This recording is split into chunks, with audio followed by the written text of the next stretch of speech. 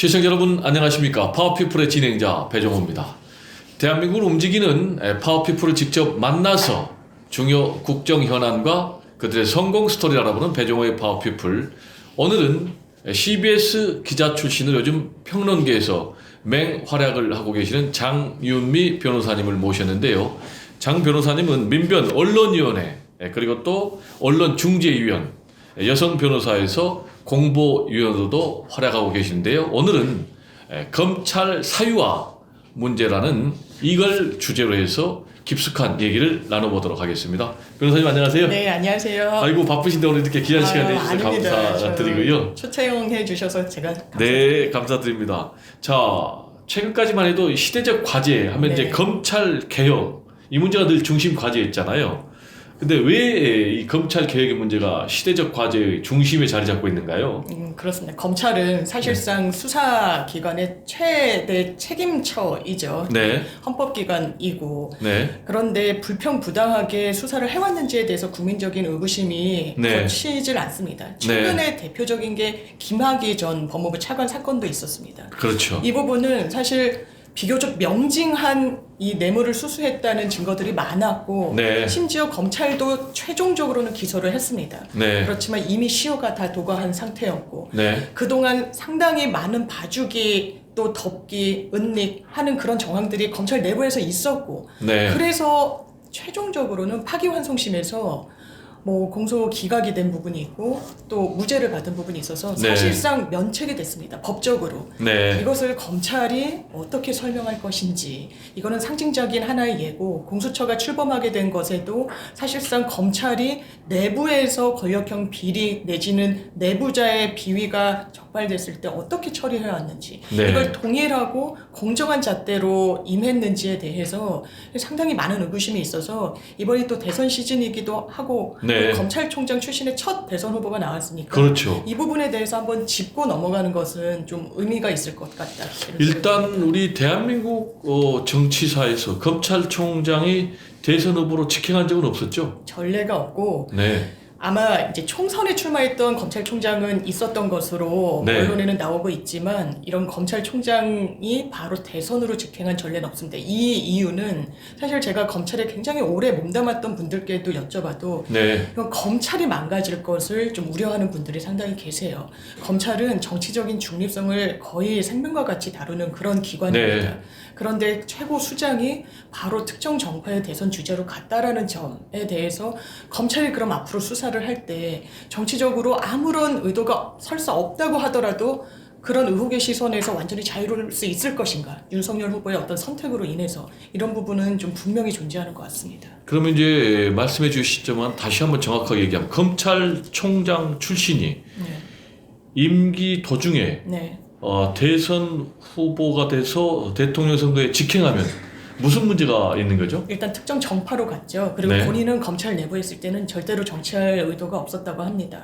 그러면서 사실상 대선 후보까지 옹립이 됐는데 이런 부분과 관련해서 그러면 검찰이 정치적인 수사를 안 할 수는 없습니다. 지금도. 6대 범죄로 이 수사 권한이 축소되긴 했지만 거기에는 공안 사건이 포함되어 있습니다. 공안 사건은 정치인에 대한 사건, 선거에 대한 사건이라 정치에 대한 어떤 수사를 하지 않을 수 없는데 뭐 본인들이 객관적으로 수사를 했다고 하더라도 결론이 특정 정파에 유리하게 나왔다 라고 하면 이거 공정했어? 라는 그 의구심은 정말 꼬리표처럼 따라다닐 수밖에 없게 되는 그런 숙명을 검찰 조직이 좀 안게 된 부분이 있습니다. 네, 두 가지 문제가 있겠네요. 하나는 윤석열 후보가 검찰총장 시절에 본인이 어떤 전체 관장했던 그 검찰 수사가 혹시 정치적을 목적을 띠고 했던 수사는 없는지 그렇습니다. 그런 문제가 하나 있겠고 그리고 대통령이 됐을 경우에 검찰 권력의 영향력을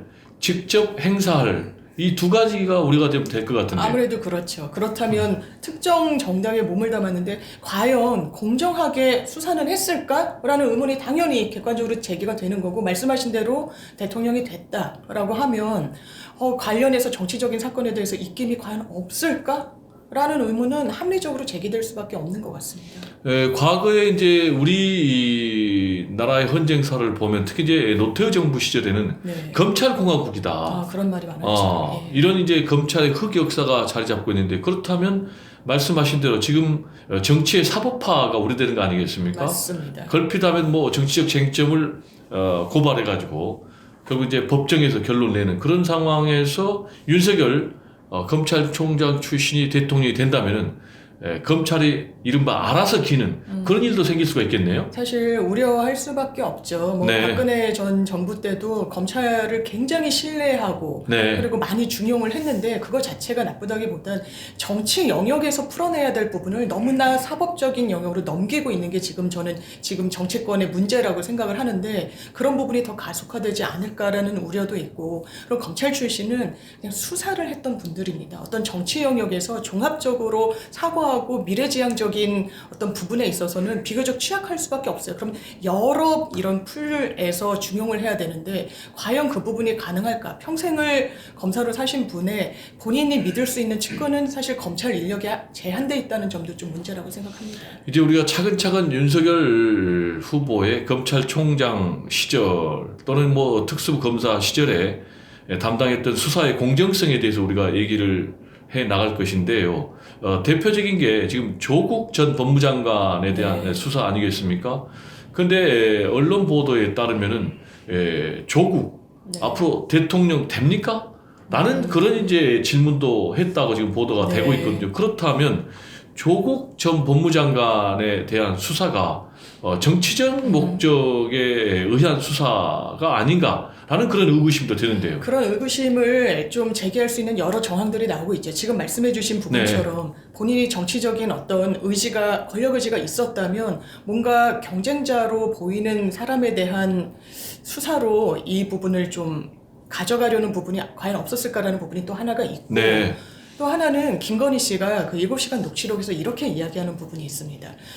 아니 우리는 조국을 이렇게까지 하지 않으려고 했어. 네. 그런데 뭐 유시민이든 어떤 여권의 스피커들이 너무 강하게 반발을 하니까 우리가 여기까지 온 거야. 이 말인 즉슨 이 수사는 사건 자체에 집중한 게 아니라는 것을 본인 스스로 실토한 거라고 저는 생각합니다. 왜냐하면 뭔가 그 가외적인 부분, 정치적인 구도와 역학관계 속에서 본인들 심기를 거스르고 자존심을 상하게 했기 때문에 검찰이 여기까지 왔다는 취지인데 그렇다면 이 수사가 과연 공정하게 됐다고 볼 수 있을 것인지 저는 조국 전 장관을 두드릴 생각은 전혀 없습니다. 네. 이미 법원에서 판단이 내려졌고 다만 이 수사가 굉장히 합리적으로 통상적으로 이루어졌는가? 피해자 신분인 정경심 전 교수를 전혀 부르지 않고 전격 기소했죠. 뭐 본인 그 기자 간담회를 하는 중에 그것도 이례적이고 또 이렇게 많은 물밑을 다 탈탈 터는 경우는 많이 없습니다. 네. 그리고 금기시되는 것이 부부가 같이 용의선상에 올랐을 때 부부를 같이 영장 청구하는 것은 거의 없습니다. 법조계에서는 그게 불문율 같기도 합니다. 네. 너무나 치명적이기 때문에. 그런데 그런 수사 어떤 관행에서 조국 전 장관은 최소한 다 열애였다는 거. 굉장히 뭐 본인은 도륙을 당했다라고 이야기를 할 정도로 철저하게 좀 고통을 받았다는 점은 부인할 수 없어 보입니다. 네, 특정 피의자에 대해서 70여 차례의 구속영장을 청구하는 것도 상당히 이례적 아닙니까? 그렇죠. 그러니까 압수수색을 정말 전방위적으로 했던 거고 이제 인신 확보를 위한 영장 청구도 수차례 했는데 정경심 교수는 이제 발부가 됐고 조국 전 장관은 되지 않았는데 이렇게 많은 부분을 정말 훑듯이 하는 경우는 그렇게 뭐 통상적이진 않다라고 뭐 저뿐만 아니라 많은 법조인들이 이야기하는 것 같습니다. 그렇군요. 아까 이제 김건희 씨 7시간 통화 녹취록 내용을 보면 구체적으로 조국과 정경심 가만히 있었으면 구속시키지 않으려고 했다라는 얘기. 이걸 보면은 윤석열 씨의 배우자인 이 김건희 씨가 이 검찰 권력을 어떻게 보고 있느냐라는 검찰관을 여실히 좀 나타내는데 이렇게 얘기하는 것 자체가 검찰 권력을 완전히 사유화하는 그런 인식을 보여주는 것 아닐까요? 맞습니다. 지금 보면 내가 우리가 구속시키지 않으려고 했는데 굉장히 격렬하게 뭐 언론을 이용하고 하길래 했다라고 한 건 아까 말씀드린 것처럼 상당히 이 수사가 아주 담백하게 최소한 진행되진 않았다라는 거. 김건희 씨가 또 이런 얘기도 합니다. 제보할 거 있으면 동생 나한테 얘기해. 내가 한동훈한테 넘길게. 그러니까요. 라고 이야기를 하죠. 네. 상당히 문제가 있는 게 그 부부는요. 저도 뭐 이제 결혼을 해서 그렇지만 법률적으로도 상당히 밀접한 관계에 있다고 보기 때문에 네. 경제 공동체라는 말을 쓰기도 하고 뭔가 금전적으로 문제가 있는 행위를 했을 때 그 이익을 향유했다라고 거의 자동적으로 보는 그런 관계입니다. 아주 내밀한 대화 그리고 사적인 영역을 공유하는 관계이기 때문에. 근데 김건희 씨가 편하게 이야기하는 믿고 있는 그 기자에게 이야기를 했을 때 제보 있으면 내가 한동훈에게 넘기면 된다라고 이야기한 걸 우리가 어떻게 해석할 것인가. 한동훈 검사장과 실제로 김건희 씨 핸드폰으로 연락을 주고받은 게 그 정황이 드러났다라는 게 지금 민주당의 주장인데 9차례나 대화했고 네. 또 수백 차례 이상의 뭐 그랬죠. 카톡도 서로 교신했더라고요. 그랬다라는 건데 네. 그게 원래는 민주당 측에서는 그리고 많은 그 국민들은 윤석열 씨가 뭔가 직접 연락을 하면 부적절하게 보일 수 있는 그런 사안에서 부인의 핸드폰을 경유했구나 라고 생각했지만 그게 아닌 것 같다라는 겁니다. 김건희 씨라는 분이 실제로 직접 뭔가 범죄의 단서를 인지했을 때 한동훈 검사장, 제가 검찰에 계셨던 분들한테 여쭤봤더니 수사의 맥을 짚는 거에 있어서는 따라갈 사람이 없다라고 이야기를 하고 또 인지 수사에 있어서는 상당히 두각을 드러내는 사람인데 한동훈 검사. 그 부분을 본인이 마치 하달해서 수사를 내리면 그게 진행이 되는 것을 전제로 이야기하고 있다면 이게 검찰 권력을, 검찰 조직을 어떻게 사용했던 거지? 윤석열 총장의 옆에 있는 김건희 씨가 이런 이야기를 하는 거는 어떤 인식을 갖고 있는 거지? 당연히 검증하고 의혹 제기할 수 있는 부분 아닌가라는 생각이 듭니다. 만약에 김건희 씨가 말씀하신 대한민국 최고의 칼잡이 검사 중에 한 명인 한동훈 검사장에게 직접 연락하고 뭔가 지시를 했다면 상당히 끔찍한 일 아닐까요? 상당히 문제가 있죠. 상당히 문제가 있고 이게 이제 법률적으로는 뭐 직권남용, 뭐 강요 이런 게 퍼뜩 떠오르는 그런 범죄명들인데 그건 아마 안 될 거예요. 이거는 뭐 여야를 떠나서 법리적으로 강요죄는 폭행 협박으로 강제로 시켜야 되거든요. 그런 건 아닐 거고 직권남용은 최소한 본인이 지시할 권한이 있어야 그 부분이 범죄 성립이 되는 건데 지시할 권한 자체가 김건희 씨한테는 없지 않습니까? 만약에 윤석열 후보가 뭐 직접 했다는 정황이 뭐 수사선상에서 드러난다면 모르겠으나 이제 김건희 씨는 법률적으로 이 건과 관련해서는 조금 뭐 처벌받거나 이럴 가능성이 없긴 하지만 그것과 논외로 지금은 법률만 다루는 게 아니라 그렇다면 정치적인 영역에서 도덕적인 영역에서 이게 과연 정당한 행위였느냐를 따져봤을 때는 이건 아니라고 봐야 되겠죠. 근데 이제 이것과 관련해서 한동훈 검사는 윤석열 총장에게 연락이 안 돼서 아내에게 대신 연락을 했다라는 것은 좀 충분한 해명이 될까요? 그러면 지금도 계속 반론으로 제기되는 게 본인 휴대전화를 이게 아이폰 기종이라서 본인이 직접 이 암호를 풀지 않으면 볼 수 없다는 거 아니겠습니까? 근데 수사 선상에 이 핸드폰이 문제가 됐을 때 전혀 협조를 하지 않았어요. 그리고 최근에는 송영길 대표가 언론 인터뷰에서 증문즉답을 하다가 이게 생방송이었으니까요. 한 뭐 굉장히 구체적으로 숫자를 걸어내면 300몇 차례인가? 이렇게 김건희 씨랑 한동훈 검사가 뭐 주고받았다 메시지를 했더니 바로 고소 조치하겠다 그랬거든요. 그러니까 뭔가 이걸 좀 본인을 향한 의혹 제기를 하면 이게 법률적으로 본인이 또 법률 전문가니까 이게 제어를 하려고 하는데 그것만으로는 이게 해명은 좀 잘 안 되는 것 같습니다. 본인 주장대로 한 점 의혹이 없다, 결백하다라면은 저 같으면 암호 해제해주고 봐라 이렇게 할 텐데 그건 안 합니까? 보통 사람은 검찰에 휴대전화도 이미 제출, 그러니까 자발적으로 제출도 상당히 많이 해요. 왜냐면 그 상황에서 굉장히 압박을 많이 받거든요. 그리고 심기를 거스를까도 굉장히 저어를 합니다. 그래서 정말 떳떳하다면 그걸 숨길 동인이 없는 거예요. 피해자 입장에선. 근데 그렇지 않고 다른 사건에서도 검사들이 뭔가 의혹이 제기가 되면은 그때도 라임 사태인가요? 뭐 접대를 받았다는 검사님들이 핸드폰을 그냥 버렸어요. 파기했습니다. 그 이유는 뭐 마트에서 장을 보다가 뭐 망가져서 버렸다? 뭐 산책을 하다가 부인과 싸움이 나서 화가 나서 던져버렸다? 이건 납득할 수 없어요. 보통의 피의자들이 펼치는 항변도 아닙니다. 그렇군요. 자, 그리고요 검찰 고발 사주 의혹.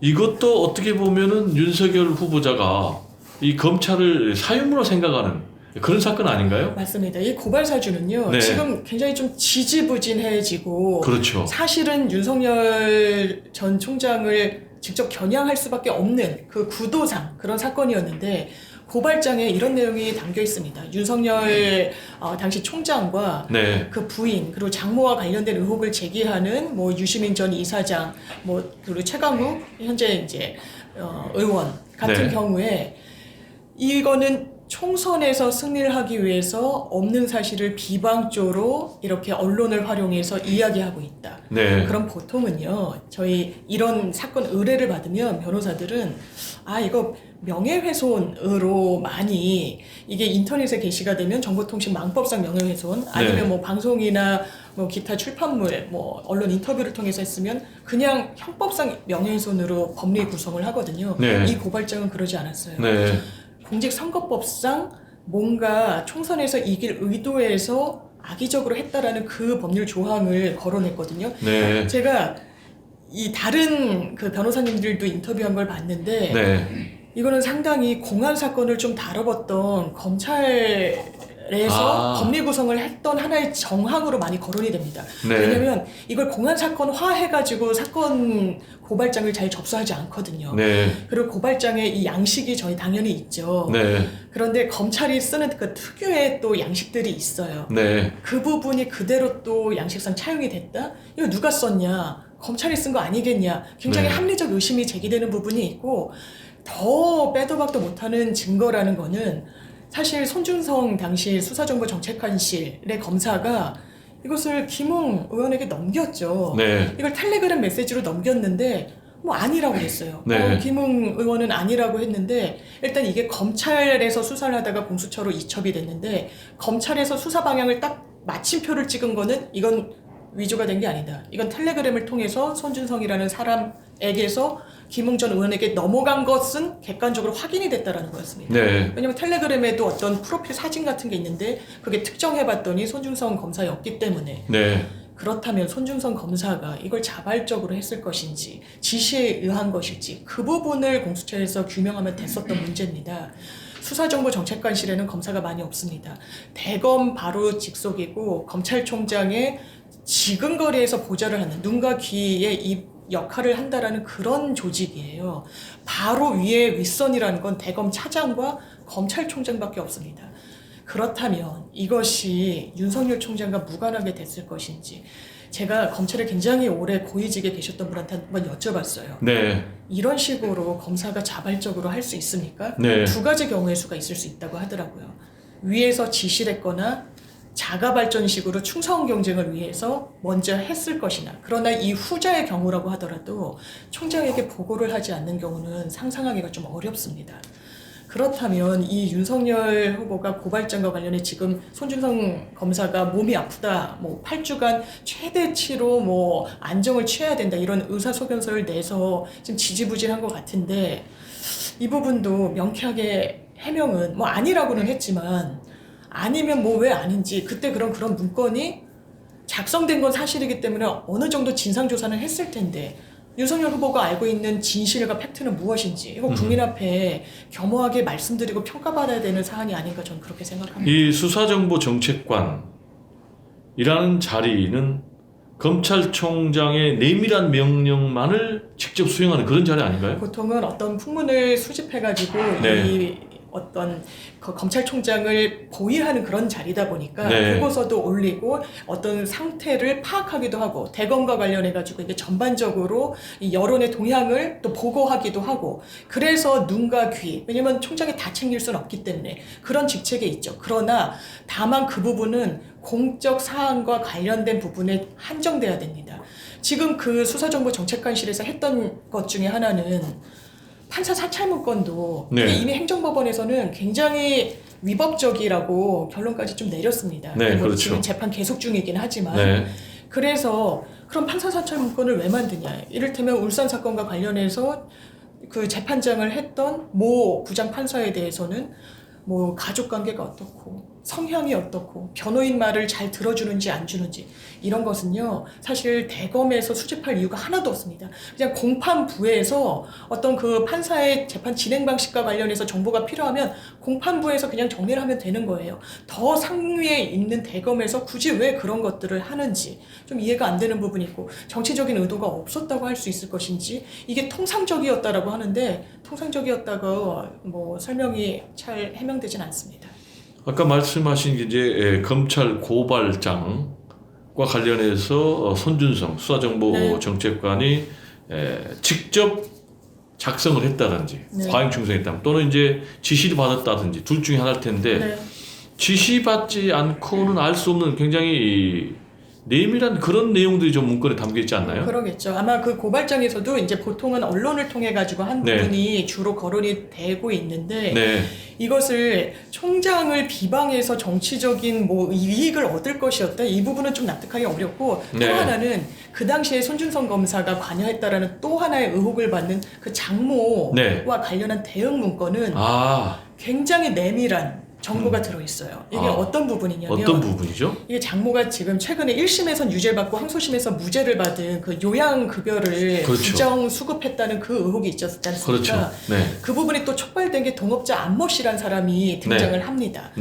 그런데 그 부분과 관련해서 이거는 동업자 안모 씨는 그걸 위조한 부분, 그 통장에 있는 잔고를 위조한 부분과 관련해서 그 부분도 하나의 쟁점으로 정리를 했는데, 대검에서 문건으로 지금 언론 보도를 보면 거기에 동업자 안모 씨의 뭐 정가관계, 수사 이력 이런 부분이 들어있는데, 그 정가관계는요 함부로 절대로 들여다볼 수가 없어요. 심지어 저희가 변호사들이 성년 후견 업무를 하는 경우가 있어요. 요즘 뭐 금치산, 한정치산자 제도가 이제 없어지고 직접적으로 이제 후견 업무를 할 때 법원에 정가조회서를 내야 됩니다. 법원이 원해요.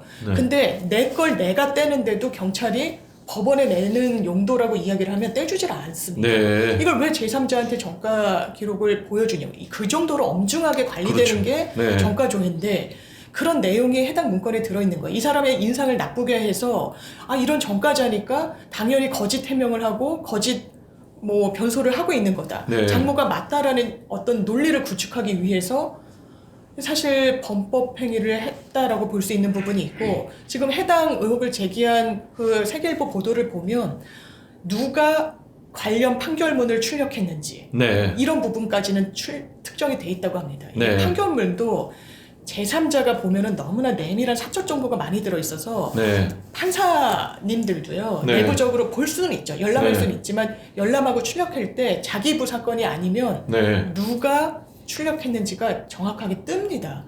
그래서 저희가 사적으로 뭐 이렇게 부탁하는 경우도 왕왕 있죠. 이걸 좀 판결문 이렇게 좀 구해줄 수 있냐. 또 부부인 관계도 있고, 뭐 변호사인데 뭐 남편이 판사일 수도 있고. 근데 그래도 좀 저어되는 거예요. 본인 그게 이력에 남으니까.